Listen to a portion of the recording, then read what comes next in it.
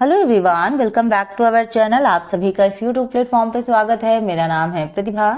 So once again student, एक नई energy और एक नए जोश के साथ हम आप सभी के बीच लेके आए हैं वही विश्वास सीरीज जिस पे आपने विश्वास जताया था। और इन्हीं सीरीज के अंतर्गत आज हम करने वाले हैं कुछ मोस्ट इंपॉर्टेंट क्वेश्चन। हालांकि अभी तक हमने विश्वास सीरीज में कई सारे क्वेश्चंस किए हैं। अभी तक अगर आपने वो क्लासेस नहीं देखी हैं तो उसकी प्लेलिस्ट ऑलरेडी बनी हुई है, वहां पे जाके आप लाइन टू लाइन क्लासेस सब देख सकते हैं। ठीक है, क्योंकि वो भी देखना इंपॉर्टेंट है। यहाँ मैं बात करूँ जिन स्टूडेंट का सब्जेक्ट होम साइंस है, वो चाहे टीजीटी पीजीटी की तैयारी कर रहे हो या बीपीएससी या DSSB, आप सभी स्टूडेंट देख सकते हैं। स्पेशली मैं यूजीसी नेट वालों के लिए थोड़ा सा मेंशन करूंगी कि जिस हिसाब के यूजीसी नेट में प्रश्न पूछे जाते हैं उनके लिए मैं अलग से ही क्लासेस ले रही हूँ, वो पेपर 1 के लिए भी और पेपर 2 यानी आपके होम साइंस के लिए भी। तो इस सीरीज में अपना ज्यादा समय और ज्यादा मेहनत मत गवाइएगा, क्योंकि वो एक एक पल आपके लिए इंपॉर्टेंट है। अगर मैं कह दूं ये क्वेश्चन आप देखिए तो लगातार आप ऐसे ही क्वेश्चन देखते जाएंगे जो आपको यूजीसी नेट में नहीं मिलने वाले हैं। ठीक है, तो स्पेशली मैं कहूंगी यूजीसी नेट वाले देख सकते हैं, लेकिन बेसिकली इंपॉर्टेंट क्वेश्चन कौन से हैं जो मैंने अलग से प्लेलिस्ट बनाई है उनको देखेंगे तो उनसे ज्यादा फायदा होगा। इससे फायदा होगा बट कम फायदा होगा, तो ज्यादा जिससे फायदा होगा आप उसको देखो। ठीक, तो यहाँ पे ये मुझे नहीं करना है कि व्यूज के चक्कर में मैं आपको फंसाऊं ऐसे क्वेश्चनों में जो पूछे ही नहीं जाते हैं। सो बेसिकली उसके लिए अलग से प्लेलिस्ट बनी है, आप वहां देखिएगा। और लगातार होम साइंस की क्लासेस में अब कंटिन्यू तरीके से लेके आऊंगी, क्योंकि पता है प्रॉब्लम क्या थी, थोड़ा सा मेरे पर्सनल प्रॉब्लम की वजह से कुछ टाइम से क्लासेस कंटिन्यू तरीके से नहीं आ पा रही थी, कुछ ब्रेक आ गए थे। सो फिर से उसी एनर्जी और उसी जोश के साथ मैं फिर से आप लोगों के लिए तैयार हूं मेहनत करने के लिए। बस आपको करना होगा थोड़ा सा सपोर्ट। और अभी तक अगर आपने इस चैनल को सब्सक्राइब नहीं किया है तो प्लीज कर ले, बेल आइकन प्रेस कर ले, ताकि जब भी मेरी क्लासेस हो उसकी नोटिफिकेशन आप तक पहुंचे। और अगर क्लासेस पसंद आए, मेहनत पसंद आए तो लाइक जरूर कीजिएगा और ज्यादा से ज्यादा लोगों को शेयर कीजिएगा। चलिए स्टार्ट करते हैं आज की क्लास और देखते हैं कि पहला क्वेश्चन क्या पूछा गया है। सो मेरे साथ साथ आप सभी लोग क्वेश्चन कीजिएगा। और पहला क्वेश्चन है आप सभी के सामने पूछा गया है कि अनाज का एक एक्सचेंज देता है 100 कैलोरी, 70 कैलोरी, 50 कैलोरी या फिर 40 कैलोरी। प्रश्न देखिए ध्यान से और बताइए कि आंसर क्या होगा।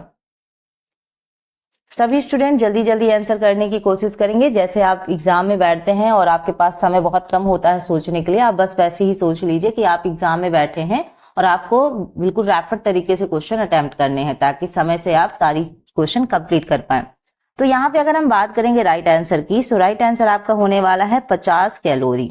क्या होने वाला है? Option C, 50 calorie. तो कुछ अनाजों के कैलोरी की मात्रा क्या होती है, एक तरीके से अधिक होती है। नेक्स्ट है, वसा को पचाने के लिए आवश्यक एंजाइम लाइपेज पाया जाता है। लार, अमाशयी रस, अग्नाशयी रस या फिर आंतरस। तो देखिएगा, वसा को पचाने के लिए आवश्यक एंजाइम लाइपेज पाया जाता है, ये आपसे पूछा गया है। ठीक है, तो यहाँ पे बताइएगा इसका जो राइट आंसर होगा वो क्या होगा। सभी स्टूडेंट मेरे साथ साथ आंसर करते जाइएगा और यहाँ पे बताइएगा कि इसका राइट आंसर क्या होगा। सो अगर हम यहाँ पे सही उत्तर की बात करें, सो राइट आंसर आपका होगा अग्नाशयी रस। ऑप्शन जो सी है वो आपका सही उत्तर है। तो यहाँ पे थोड़ा सा मैं बात करूंगी इस क्वेश्चन के बारे में। तो अग्नाशय शरीर की दूसरी सबसे बड़ी ग्रंथि है, आप सभी जानते हैं।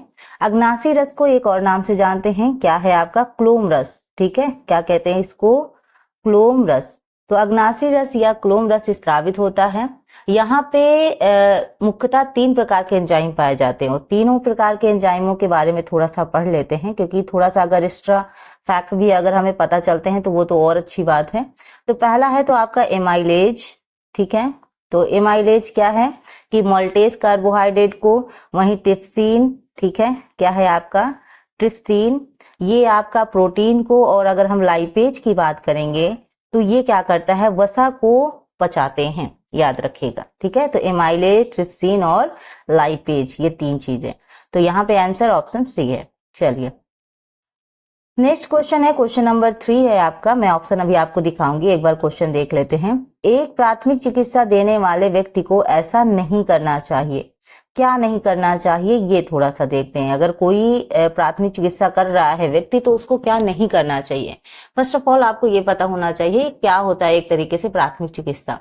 प्राथमिक चिकित्सा मतलब एक तरीके से डॉक्टर के आने से पहले जो भी आप उपचार करते हो उसे हम क्या कहते हैं, प्राथमिक चिकित्सा कहते हैं।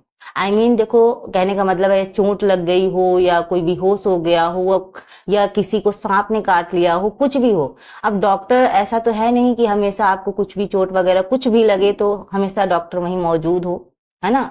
आपको दूर जाना पड़े इससे पहले अगर उस जो मरीज है जिसको चोट लगी है या जिसको सांप ने, इवन मैं एग्जांपल ले लूं सांप का, मान लो किसी व्यक्ति को सांप ने काट लिया, ठीक है। अब आप वहां तक जा रहे हो डॉक्टर तक, हो सकता है वहां तक जाते जाते उसकी डेथ हो जाए। इससे पहले आप ऐसा क्या कर सकते हो जिससे आप उसको थोड़ा बहुत मदद कर सको ताकि वो वहां तक सरवाइव कर पाए। हालांकि जैसे मान लो सांप ने काट लिया है, जहां पे काटा है उसके ऊपर आपने पट्टी बांध दी टाइट से ताकि वो जो विष है वो पूरी बॉडी में ना फैले, उसको जगा के रखा है ना। ये जो चीजें है ना, ये होता है एक तरीके से प्राथमिक चिकित्सा जो आप क्या करते हो डॉक्टर के आने से पहले करते हो, ठीक। तो यहाँ पे देखो पूछा गया है क्या नहीं करना चाहिए, तो पुनः चोट से बचाना और स्थिति को बिगाड़ने देना, ठीक है। घायल व्यक्ति को यथासंभव आराम देना, जल्दी से जल्दी घायल व्यक्ति को व्यावसायिक चिकित्सीय सेवा के अधीन करना, और डी है किसी अन्य व्यक्ति द्वारा बांधी गई पट्टी को खोलकर चोट की जांच करना। तो हाँ, क्या नहीं करना चाहिए प्राथमिक चिकित्सा देने वाले व्यक्ति को। अगर आप प्राथमिक चिकित्सा दे रहे हैं, कुछ उसकी मदद कर रहे हैं, तो ऐसा क्या नहीं करना चाहिए। तो देखो जो ऑप्शन डी है, यानी किसी अन्य व्यक्ति द्वारा बांधी गई पट्टी को खोलकर चोट की जांच करना। मतलब किसी ने चोट में पट्टी बांधी है और आप उस पट्टी को निकाल के उसकी चोट देख रहे हैं, तो ये गलत बात है। ऐसा आपको बिल्कुल भी नहीं करना चाहिए, ठीक है। तो यहाँ पे ऑप्शन जो डी है वो आपका गलत है। बाकी पुनः चोट से बचाना और स्थिति को बिगड़ने से बचाना ये हो सकता है, देना नहीं हो सकता, ठीक है। घायल व्यक्ति को यथासंभव आराम देना और व्यावसायिक चिकित्सा वाला ये भी आपका सही है। तो तीनों सही है। यहाँ पे थोड़ा करेक्शन होगा, यानी पुनः चोट से बचाना और स्थिति को बिगड़ने ना देना, ठीक है। देना नहीं, ना देना होना चाहिए। और ये तीनों ऑप्शन सही है। बाकी जो ऑप्शन डी है ये आपका गलत है, वही आपसे पूछा गया था। नेक्स्ट है आपका कि एक वयस्क व्यक्ति की धड़कन की औसत दर है। देखते हैं ऑप्शन। 70 बार प्रति मिनट, ठीक है, 72 बार प्रति मिनट, 75 बार प्रति मिनट या फिर 80 बार प्रति मिनट। तो देखिएगा पूछा गया है वयस्क के, तो देखो सब जगह अगर बच्चों का पूछा जाएगा तो बच्चों की अलग होगी, वयस्क का पूछा गया तो वयस्क का अलग होगा, वृद्ध का पूछा जाए तो उनका भी अलग होगा। तो ये थोड़ा सा आपको यहाँ पे मैं क्लियर कर दूंगी आज के सेशन में, ठीक है। तो एक वयस्क व्यक्ति की धड़कन की औसत दर कितना है आपका, 72 बार प्रति मिनट, ठीक है। कितना है, 72 बार प्रति मिनट। यहाँ पे बच्चों का अगर मैं बोलूं तो बच्चों का क्या होगा आपका, याद रखिएगा 120, ठीक है, 120 बार। वहीं अगर मैं बात करूं वृद्ध, यानी वृद्ध मतलब जो बूढ़े इंसान हैं, उनका 60 बार, ठीक है। और वहीं मैं अगर भ्रूण की बात करूं तो भ्रूण की अवस्था में 150 बार, ठीक है, याद रखिएगा। बढ़ते हैं नेक्स्ट प्रश्न की ओर और देखिए कि पूछा क्या गया है कि वह स्थिति जिसमें प्राथमिक चिकित्सा देने वालों को उच्चतम प्राथमिकता देनी चाहिए। स्त्राव अवरोध, गंभीर रूप से जलना, औसत रक्तस्राव या फिर बहुअस्थि भंग। तो वह स्थिति जिसमें प्राथमिक चिकित्सा देने वालों को उच्चतम प्राथमिकता देनी चाहिए, ये आपसे पूछा गया है। तो यहाँ पे बता दें इसका राइट आंसर होगा आपका ऑप्शन पहला, यानी स्त्राव अवरोध आपका क्या होगा, सही आंसर होगा। क्योंकि यदि अगर रक्तस्राव को आप नहीं रोके, मतलब जो खून बह रहा है अगर आपने उनको नहीं रोका तो उस व्यक्ति की तुरंत मृत्यु भी हो सकती है, ठीक है। तो उस ब्लड को बहने से रोकना इंपॉर्टेंट है। नेक्स्ट क्वेश्चन पूछा गया है कि खुले घावों के लिए प्राथमिक चिकित्सा देते वक्त घुसी हुई वस्तुओं को निकालना चाहिए, टूटे हुए हिस्सों को हटाना चाहिए, निकासी अंगों को बदल देना चाहिए और चोट को गेज से ढक देना चाहिए। तो खुले घावों के लिए प्राथमिक चिकित्सा देते वक्त क्या करना चाहिए। तो यहाँ पे अगर कोई भी वस्तु घुस गई है, अंदर चली गई है, तो उसको क्या करना चाहिए, निकाल लेना चाहिए, ठीक है। चलिए नेक्स्ट क्वेश्चन की बात करते हैं। पट्टियों को वर्गीकृत किया जाता है, पट्टियों को वर्गीकृत किया जाता है। ऑप्शन पहला है त्रिकोणीय और इसके साथ गोल भी कर दीजिएगा, त्रिकोणीय गोल लिपटी पट्टियां, विस्तृत और सक्रिय पट्टियां, सरल और उल्टी सर्पिल पट्टियां, और डी है चिपकने वाली और ना चिपकने वाली पट्टियां। ठीक है, पट्टियां होगा। तो बताइएगा पट्टियों को वर्गीकृत किया जाता है इनमें, किनमें वर्गीकृत किया जाता है? तो यहाँ पे जो आपका ऑप्शन पहला है त्रिकोणीय और गोल लिपटी पट्टियां, ये आपका क्या होगा? सही उत्तर होगा। तो पट्टियों के 3 प्रकार है, एक तो आपका त्रिकोणीय पट्टी है, दूसरा है चिट्टेदार पट्टी और तीसरा है लुढ़की पट्टी। ठीक, चलिए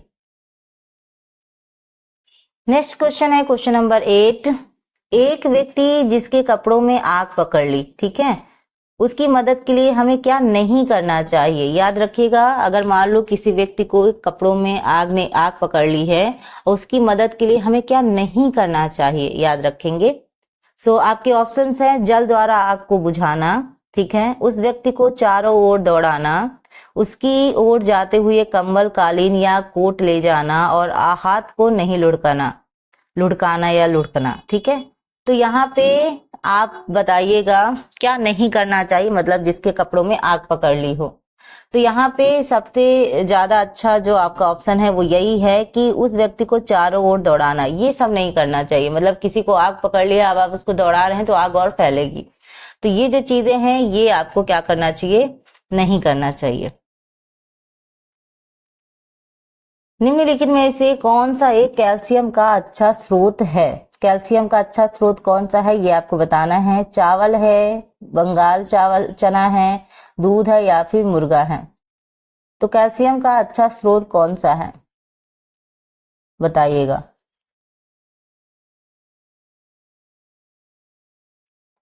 तो यहाँ पे बता दें तो ऑप्शन जो सी है यानी दूध, ठीक है, मिल्क, ये बेस्ट है। ठीक है, मिल्क आपका बढ़िया है। तो कैल्शियम के और भी अगर स्रोतों की बात करें तो आपका पनीर है, आपका हरी सब्जियां हैं, वहीं बात करें फलियां हैं, अनाज है, लेकिन दूध क्या है आपका मोस्ट इंपॉर्टेंट है, इस पे ज्यादा कैल्शियम होता है। और कैल्शियम क्या करता है? हमारे दांतों और हड्डियों के लिए आवश्यक होता है। नेक्स्ट क्वेश्चन है आपका कि दूध में इसकी कमी होती है, दूध में किस चीज की कमी होती है ये आपको बताना है। विटामिन ए की, विटामिन बी की, विटामिन सी की या फिर प्रोटीन की?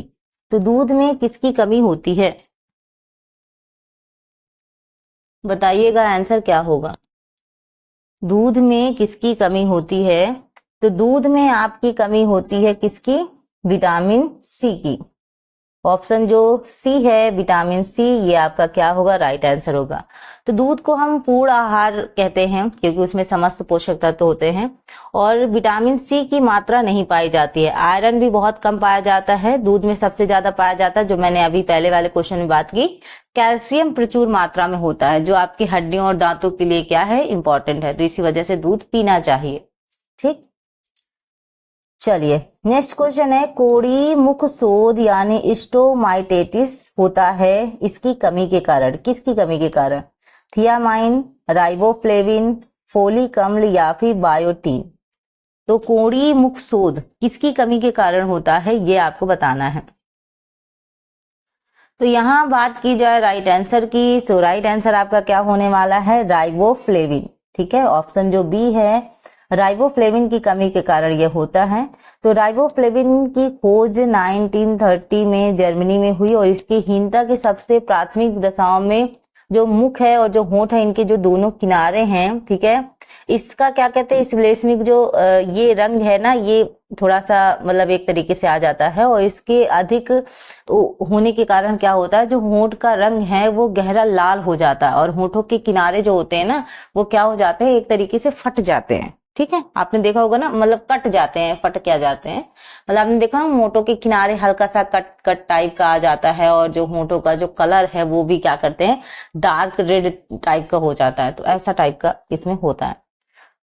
चलिए मंदाग्नि, ठीक है, यानी डायस्पेशिया का अर्थ है मंद दृष्टि, नींद की कमी, भूख की कमी या फिर बदहजमी? तो मंदाग्नि आपसे पूछा गया का अर्थ है, क्या अर्थ है बताइएगा, इसका आंसर क्या होगा? क्वेश्चन देखिए और बताइए आंसर क्या हो सकता है। सभी स्टूडेंट मेरे साथ साथ आंसर करने की कोशिश करें और बताएं इस क्वेश्चन का राइट आंसर क्या होगा। ठीक है, तो यहाँ पे अगर मैं बात करूं क्वेश्चन की, तो क्वेश्चन का जो राइट आंसर है वो है आपका बदहजमी। ठीक है, बदहजमी क्या है, इसका राइट आंसर है। तो व्यक्ति जब अनियमित तरीके से या ये जो बहुत ज्यादा ऑयली भोजन है उसका सेवन कर लेता है, तो ये तो बदहजमी की जो समस्या है वो और ज्यादा क्या हो जाती है, मतलब एक तरीके से आपका जो खाना है वो पच नहीं पाता है, डाइजेस्ट नहीं हो पाता है, उसी को क्या कहते हैं, बदहजमी। मतलब डकार गंदी सी आएगी, गैस भर जाएगी पेट में, मतलब गैस जैसा हो जाएगा। तो बहुत सारी प्रॉब्लम्स ऐसे हो जाती हैं। ठीक, नेक्स्ट क्वेश्चन है आपका क्वेश्चन नंबर 13। निम्नलिखित में से, यही है ना, एक सेकंड थोड़ा सा चेक कर लूं। हाँ जी, ये वाला हो ही गया था 12, क्वेश्चन नंबर 13। सो देखो, पूछा गया है कि आपसे निम्नलिखित में से किसमें ग्लाइटोनिक घटकें नहीं होती हैं। पालक, बंद गोभी, फूल गोभी, और एक ऑप्शन आपका क्या है, एक ऑप्शन है सलजम। डी ऑप्शन कर लीजिएगा, सलजम। सलजम, ठीक है, सलजम कर लीजिएगा। अब बताइएगा इसका आंसर क्या होगा। तो इसमें ग्लाइटोनिक घटकें नहीं होती हैं, तो ये आपका राइट आंसर क्या होगा, देखिएगा और बताइएगा।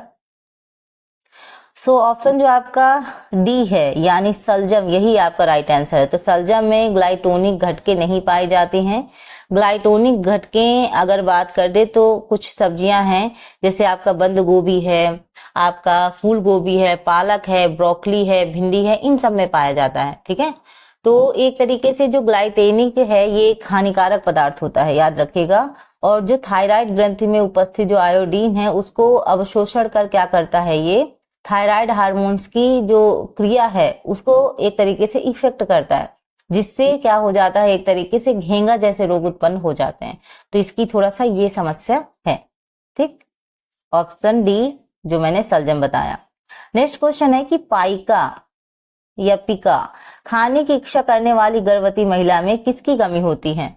ऊर्जा की, प्रोटीन की, कैल्शियम की, या फिर आयरन की। तो यहां बताइएगा आंसर क्या होगा। तो आंसर की बात की जाए तो right answer is option D यानी आयरन। ठीक है, यहाँ पे ऑप्शन जो डी है आयरन, ये आपका क्या है, सही आंसर है। तो अनुसंधान से पता चलता है कि ये एक विकार का क्या है, विकार है, जिसमें क्या होता है कि भूख की वजह से खनिज लवण की कमी एक तरीके से देखी जाती है। ठीक, चलो, निम्नलिखित में से किस अनाज के प्रति 100 ग्राम में अधिक प्रोटीन होता है। गेहूं, बाजरा, ज्वार, या फिर चावल। गेहूं, बाजरा, ज्वार और चावल, बताइएगा।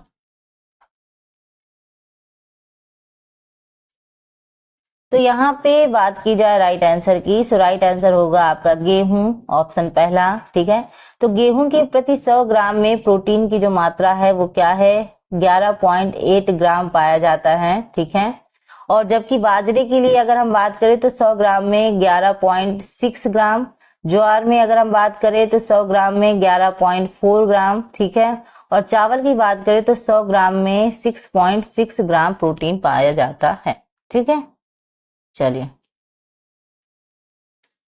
नेक्स्ट क्वेश्चन है आपका, फलियों के अंकुरण से, फलियों के अंकुरण से ऑप्शन क्या है, कार्बोहाइड्रेट की मात्रा बढ़ती है, प्रोटीन की मात्रा बढ़ती है, वसा की मात्रा बढ़ती है, और विटामिन की मात्रा बढ़ती है। यानी कार्बोहाइड्रेट, प्रोटीन, वसा और विटामिन सी की मात्रा बढ़ती है। ये आपके ऑप्शंस हैं, बताइएगा इसका जो राइट आंसर होगा वो क्या होगा। ठीक है, क्वेश्चन देखिए, बताइए कि फलियों के अंकुरण से इसका राइट आंसर क्या होने वाला है। तो यहाँ पे बात करें तो ऑप्शन जो डी है, ठीक है, ये आपका क्या होगा, सही उत्तर होगा।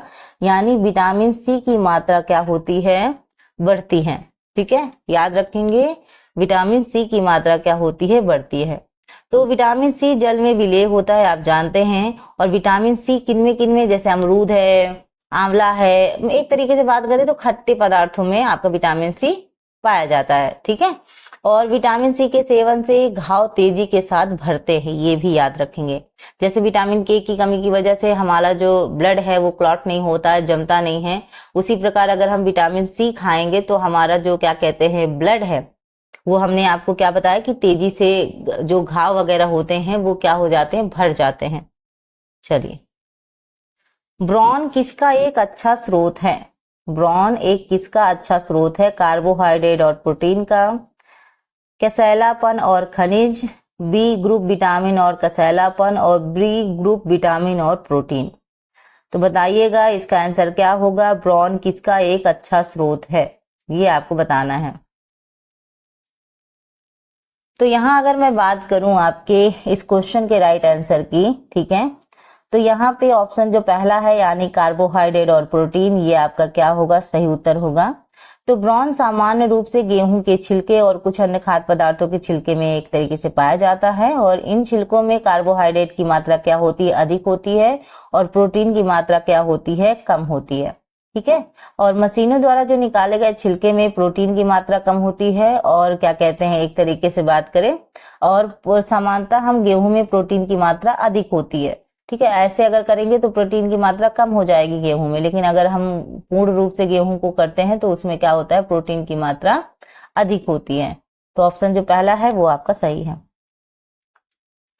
लाल ताड़ के तेल में होता है vitamin A, vitamin B, vitamin D या फिर विटामिन ई। तो लाल ताड़ के तेल में होता है, क्या होता है, ये आपको बताना है। प्रश्न देखिएगा और बताइएगा इसका आंसर क्या होगा। तो यहाँ पे राइट आंसर की बात की जाए, इस ब्यूटी विटामिन, विटामिन ई, ठीक है, तो विटामिन ई। तो लाल ताड़ के तेल में क्या होता है? आपका विटामिन ई होता है। तो विटामिन ए की अगर हम मुख्य स्रोतों की बात करें तो नारियल का तेल है, बिनौले का तेल है, खजूर का तेल है, चावल की भूसी है, और उसमें आपका लाल ताड़ भी आ जाता है। जबकि अगर हम वही बात करें विटामिन ए की, तो हैविलेट लिवर ऑयल है, कार्ड लिवर ऑयल है, ये सब पाए जाते हैं। तो ताड़ के जो लाल तेल है उसका नाम अपने विशिष्ट गहरे लाल रंग की वजह से मिला है, क्योंकि जो ताड़ के लाल तेल में टोकोफेरॉल और टोकोट्रोलिन होते हैं। क्या होता है? विटामिन ए के परिवार के ही सदस्य हैं। कौन से हैं आपके? टोकोफेरॉल, और दूसरा है आपका टोकोट्राइनॉल, ठीक है। क्या है आपका? टोकोट्राइनॉल, ये है, ये भी विटामिन ई के सदस्य ही हैं, ठीक है। तो option D is right. Next है, शर्करा को वर्गीकृत किया गया है इस रूप में: विकारी खाद्य, अर्धविकारी खाद्य, गैर विकारी खाद्य या फिर सुविधाजनक विकारी खाद्य, ठीक है। तो बताइएगा शर्करा को वर्गीकृत किया गया है इस रूप में, किस रूप में वर्गीकृत किया गया है, बताइएगा। तो यहाँ पे बात की जाए राइट आंसर की, तो राइट आंसर आपका क्या होगा? गैर विकारी खाद्य, ऑप्शन जो सी है। तो शर्करा को गैर विकारी खाद्य के रूप में वर्गीकृत किया गया है या किया जा सकता है। तो शर्करा कई रूप में होते हैं, जैसे आपका फल है, शर्करा है, दूध शर्करा है, जावा शर्करा है, इन सारी चीजों में, ठीक। चलिए, क्वेश्चन नंबर 20 है, निम्नलिखित में से किसका प्रतिशत दूध से अधिक होता है, ठीक है। बताइएगा निम्नलिखित में से किसका प्रतिशत दूध से अधिक होता है? प्रोटीन का, वसा का, कार्बोहाइड्रेट का या फिर खनिज का?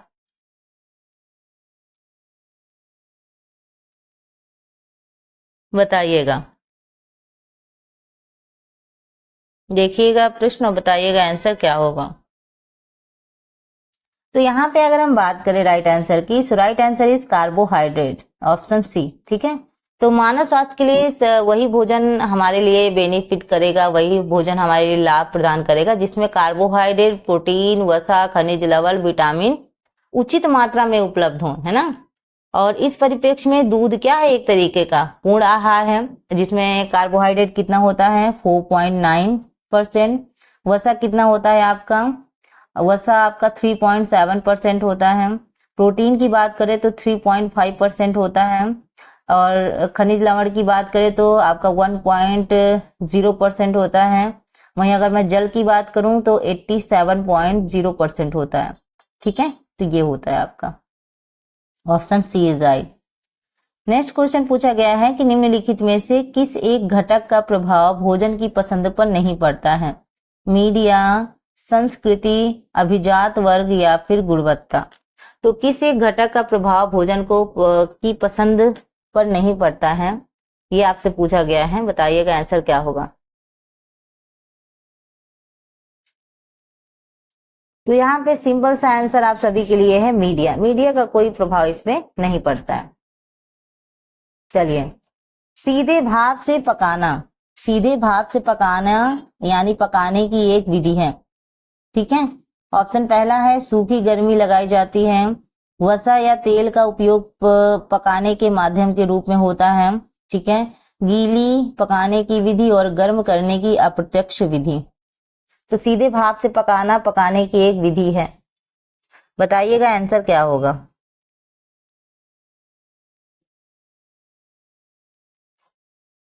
तो यहाँ पे अगर हम बात करें तो इसका जो राइट आंसर है वो है आपका गर्म करने की अप्रत्यक्ष विधि। तो यहाँ पे बात करें तो सीध भाप में आपका क्या कहते हैं, पकाना पकाने की विधि है, और गर्म करने की एक क्या है, एक आप तरीके से अप्रत्यक्ष विधि है। तो क्वेश्चन है यहाँ पे कि वन बढ़ता है प्रोटीन की मात्रा, कार्बोहाइड्रेट की मात्रा, वसा की मात्रा या फिर विटामिन सी की मात्रा। बताइएगा इस क्वेश्चन का जो राइट आंसर होगा वो क्या होगा। सभी लोग देखिए प्रश्न को, अब बताइएगा इसका जो राइट आंसर होगा वो क्या होगा।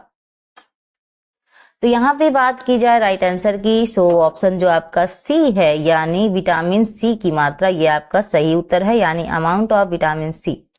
तो किण्वन क्या होता है कि वह क्रिया होती है जिसमें सूक्ष्म जीव ग्लूकोज या शर्करा का अपूर्ण विघटन करके CO2 यानी कार्बन डाइऑक्साइड तथा जो सरल कार्बनिक पदार्थ है, जैसे आपका एसिटिक एसिड हो गया, लैक्टिक एसिड हो गया, आपका एल्कोहल हो गया, इन सब का क्या करते हैं, एक तरीके से निर्माण करते हैं, ठीक है।